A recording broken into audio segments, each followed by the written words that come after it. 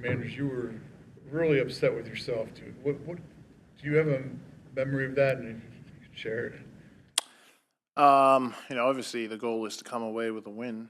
So, we didn't get the win that time. So that's just what it was, knowing that, we didn't execute on a lot of plays that game and kind of shot ourselves in the foot, and they took advantage of it. Is it good to have this chance to sort of avenge that, would you say? 100%. We know who they are, they know who we are, and like a normal division game, it's going to be tough, it's going to be physical, it's going to be fast, and another great opportunity to, again, get our get back.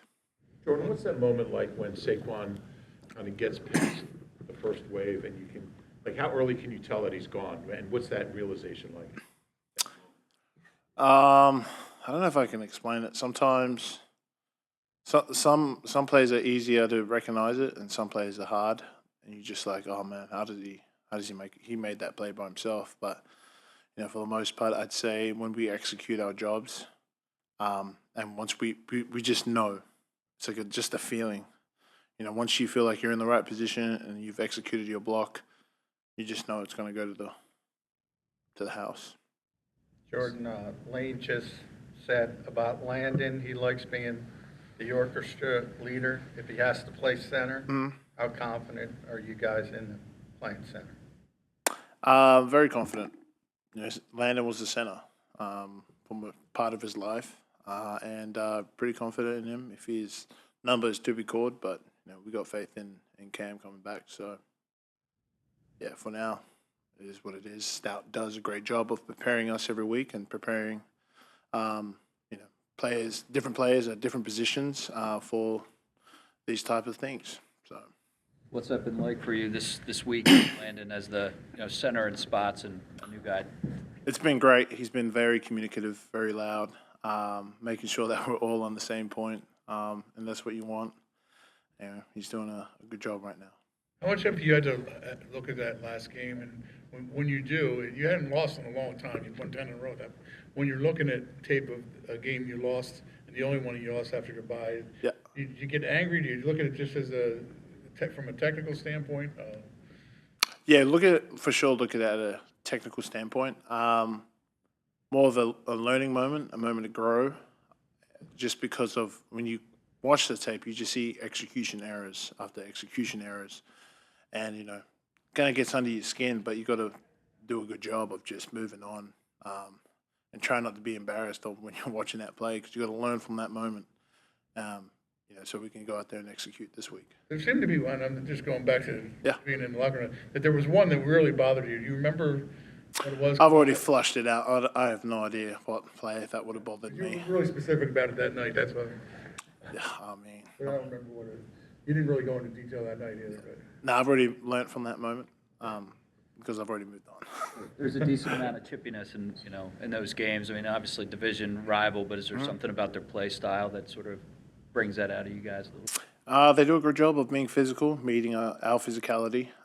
They're well schemed, well disciplined, well coached, and those players, they've been, especially Dante and Dorrance, they've been with Dan Quinn for a little bit. And so, just being familiar with how Dan Quinn's style is, we're not surprised with how they come out and meet us with physicality. But this is a good front that we're going up against. But like I've been saying, it's good on good. Does it feel like Dallas sometimes when you've had a rivalry with them forever? Does it feel like a continuation of that rivalry when you're going against those guys? No, it doesn't feel like it. This is like their own little spin. They do different stuff from Dallas. Probably rushing style, probably similar, but when it comes to schemes and the amount of games and stunts that they run, it's their own thing. What have you seen from Tyler Steen this year, from where he came and the start where he was penciled in and probably disappointed, and just the season as a whole? I think Tyler's done a phenomenal job at being ready. Obviously those are factors that are out of his control. But I think he's a great teammate for just coming in, and when his number is called, he does the absolute best he can. And very reflective on the film. In the classroom, very attentive. Then on the field, when we're during practice, he does a great job of, again, just filling in for whoever it is at left guard, right guard. Hasn't gone out to tackle yet, so. What's the O-line's mindset like when a team tries to load the box and stop Saquon? Those are things that our coaches do a good job on preparing us. Sometimes,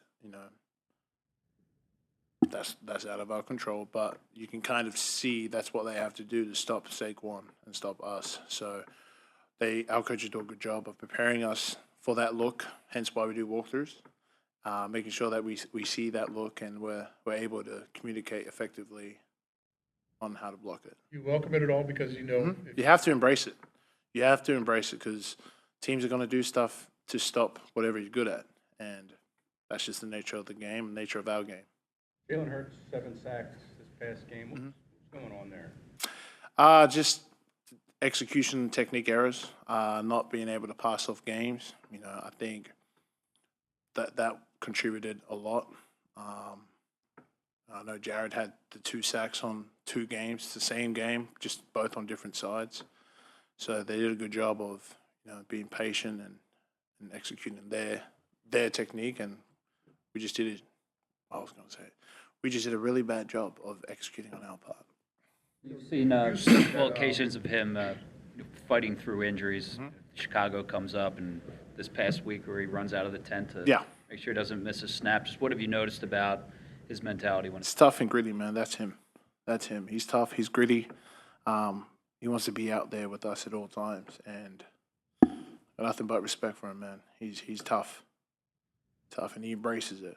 He likes to embrace adversity, and he practices what he preaches. So.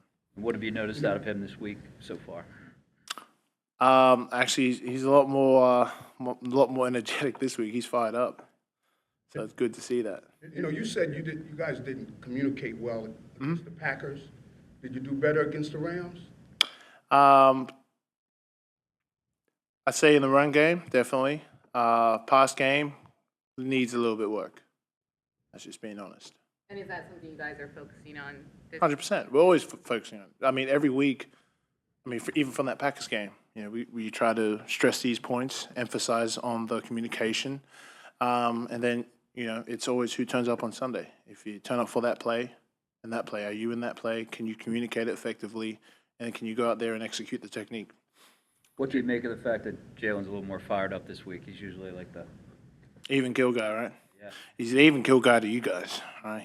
This is the Jalen that we see every day, but he's got good energy. Jayden's kind of become the hot thing of this season, and with good reason. But does it ever? I know it doesn't bother him much, but does it ever bother you that people don't really consider Jalen that caliber of quarterback despite his record?